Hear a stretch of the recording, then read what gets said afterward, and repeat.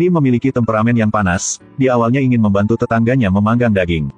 Tapi pihak lain membuat sarkasme. Sejujurnya, teknik barbekyumu bahkan tidak sebagus milik anakku. Pria itu segera mengubah wajahnya, meraih kera tetangganya dan menekannya ke atas panggangan.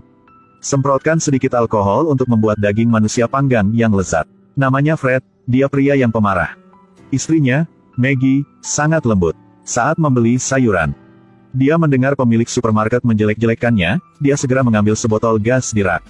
Mengambil tabung gas kecil dan melemparkannya ke gudang. Setelah itu, tuangkan bensin.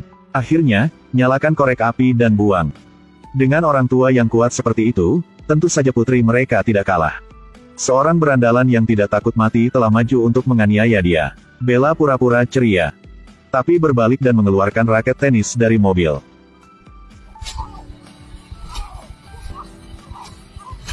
Bella memukul sampai raket tenis pecah sebelum dia berhenti.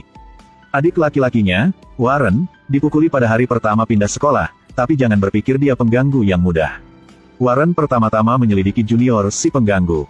Setelah itu, gunakan bahan untuk menyuap mereka semua. Setelah menyiapkan semuanya, gunakan teman yang lembut sebagai umpan.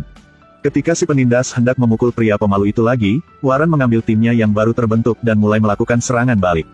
Pada akhirnya, dia menjadi bos sekolah baru. Setelah kembali ke rumah, Fred bertanya kepada mereka bahwa, bagaimana hari pertama pindah rumah? Sangat bagus. Baiklah kalau begitu. Bahwa seluruh keluarga mereka bisa begitu kejam, itu semua karena identitas unik Fred. Dia awalnya bos mafia Amerika, kejam tapi sangat pintar. Bahkan FBI harus mewaspadainya. Tapi ini menimbulkan kecurigaan bos gangster lain. Taipan itu mengirim seseorang untuk membunuh keluarga Fred. Demi keselamatan keluarga, Fred memilih bekerja sama dengan polisi. Sangat cepat, mereka dapat memasukkan bos ke penjara, tetapi bosnya meskipun dia di penjara. Tapi dia masih mengendalikan fraksinya. Dia menghabiskan $20 juta untuk membeli nyawa 4 Freds. Karena untuk menghindari kejaran musuh, keluarga mereka harus pindah rumah setiap 3 bulan. Untungnya, FBI juga diam-diam melindungi mereka. Namun, pembunuhnya belum muncul. Fred dikecewakan oleh seorang tukang ledeng. Hari itu, karena air keran di rumah keruh, Fred memanggil tukang ledeng untuk datang dan memperbaiki tukang ledeng. Mekanik mengatakan itu akan datang dalam 5 menit, tetapi dia membuat Fred menunggu selama 50 menit. Fred akan membiarkan ini pergi, tetapi setelah memasuki rumah, tukang ledeng membuat permintaan yang keterlaluan. Fred hanya ingin memperbaiki pipa di rumah, tetapi tukang ledeng melihat Fred sebagai orang idiot. Dia bilang dia harus mengganti semua pipa di rumah seharga $2 juta. Fred tidak banyak bicara, langsung mengeluarkan tongkat baseball di rumah. Bahkan tongkat bisbol patah menjadi 2. Fred terus mendapatkan gergaji besi dan palu. Tukang ledeng kemudian dibawa ke rumah sakit. Fred memberitahu dokter bahwa dia jatuh di jalan.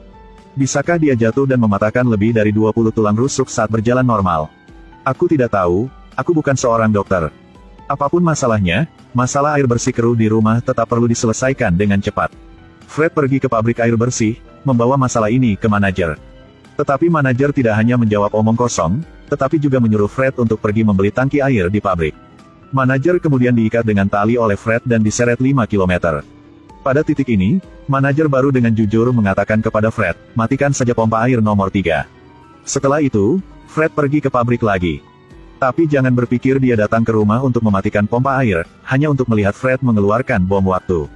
Setelah mengatur waktu, dia dengan cepat pergi. Hari berikutnya seharusnya menjadi hari yang damai. Tak disangka, anak Fred karena untuk menyelesaikan pekerjaan rumah yang diberikan oleh guru, menulis pengalaman mafia Fred di jurnal sekolah. Dan majalah ini sudah bertebaran di mana-mana, akhirnya sampai ke bos gangster yang ada di penjara. Dia tahu alamat rumah Fred, jadi dia segera mengumumkan hadiah $20 juta untuk siapapun yang membunuh seluruh keluarga Fred. Tanpa Fred mengetahui bahaya yang akan datang. Bahkan dengan FBI yang bertugas melindunginya saat pergi ke bioskop. Namun, Warren di stasiun kereta melihat sekelompok orang berpakaian hitam.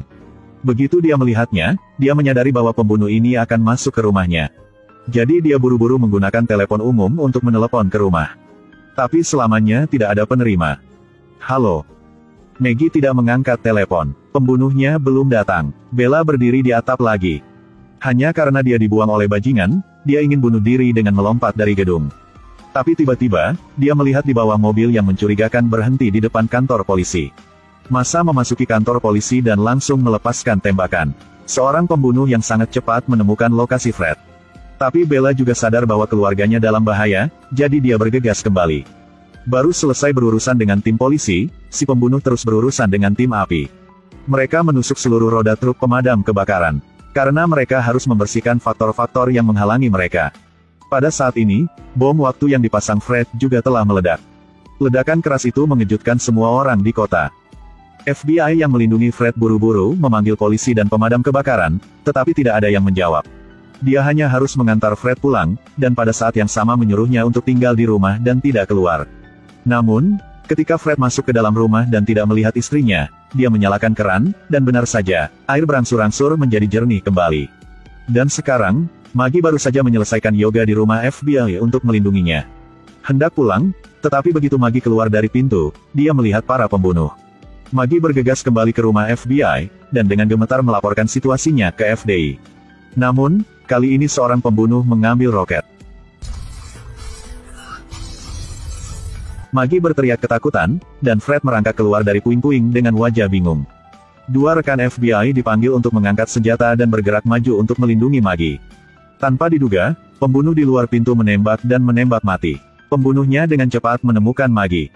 Dia dulu bawahan Fred, setelah menyapa mantan iparnya, dia ingin menembak. Tetapi pada saat ini, Fred tiba-tiba muncul di belakang, menggunakan ikat pinggangnya untuk mengencangkan leher lawan. Akhirnya, Maggie mengambil pisau untuk menghabisi si pembunuh. Pada saat ini, Bella dan Warren juga mengejar tempat itu. Para pembunuh, ketika mereka melihat anjing Fred, hendak menembak dan menembak.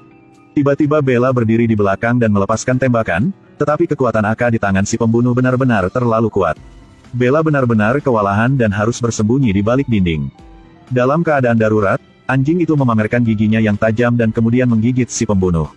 Bella mengambil kesempatan untuk melepaskan tembakan dan melarikan diri. Pembunuhnya berlari keluar setelah mendengar suara tembakan. Segera bertemu Warren dengan dua senjata, muncul dan menembaknya sampai mati. Pembunuh lain juga berlari, Warren bergegas masuk ke mobil. Melihat si pembunuh dengan pisau mengejar. Warren menarik pelatuk dan menembaknya. Bella mengangkat adiknya untuk pergi. Namun, saat ini masih ada pembunuh belum mati. Untungnya, pistolnya kehabisan amunisi. Bella melihat itu dan langsung kabur.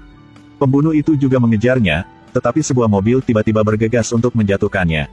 Ternyata kawan FBI yang bertugas melindungi Fred. Pengejaran akhirnya berakhir. Di akhir film, keluarga Fred memulai pelarian baru. Film hari ini berakhir. Terima kasih telah menonton.